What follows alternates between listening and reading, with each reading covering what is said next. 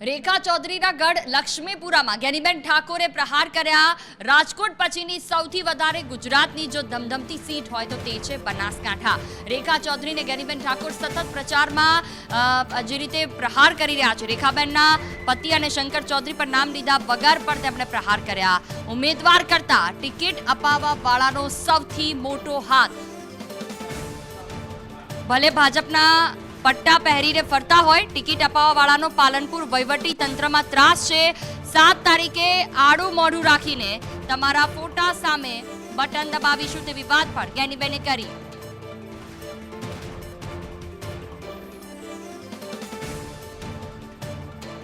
તો આ તરફ શંકર ચૌધરીએ પણ કહ્યું હતું કે ધારાસભ્ય બનવું એટલે કે સરપંચ બનવું અને તેની સાથે તલાટીની પણ તેમણે વાત કરી હતી કે સંસદ બનવું હોય, સાંસદ બનવું હોય તો એ તલાટી મંત્રી બનતા હોય છે। લોકો આટલી જવાબદારી કેમ વહોરતા હશે?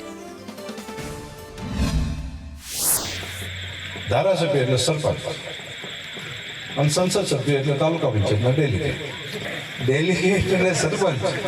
આ બેમાં કોઈને કીધું કે તમારે સરપંચ થવું છે, ડેલીગેટ થવું છે, શું કરે? હા ઠીક છે, કોઈને એમ લાગે કે ભગત બોલ્યા તો કોઈને એમ લાગે કે હા તાલુકા પંચાયતના પ્રમુખ રાજાબા બનવાનું છે તો એ એમ કહી દે તો ડેલીગેટ થવરાય। તાલુકા પંચાયતના પ્રમુખ બનવાનું હોય તો ડેલીગેટ થવરાય, પણ ડેલીગેટ ત્યાં તો નક્કી છે કે એ કરે તો હવે એ વાત તો છે ને, પ્રમુખ વાળો વિષય ક્યાંય મગજમાં છે ને, તો પછી સરપંચ રહેવું કે વગર કારણે સરપંચમાંથી રાજીનામું વાળીને ડેલીગેટ થવું તો પછી એમાં તો હોય। આ વિષય મને હજુ સમજણ નથી પડતી કે શું કામ કરતા હશે, છે ને સારું આવું કદી હોય છે।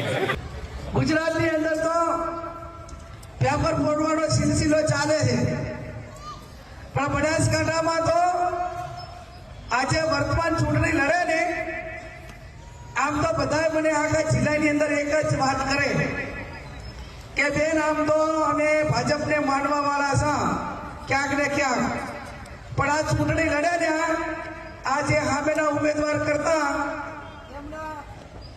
એમની આજુબાજુ ફરવા વાળા અને ખાસ કરીને એમને ટિકિટ અપાવવા વાળા અને એમના હસબન્ડનો સૌથી મોટો ત્રાસ આ પાલનપુરમાં આખા વહીવટી તંત્રમાં છે।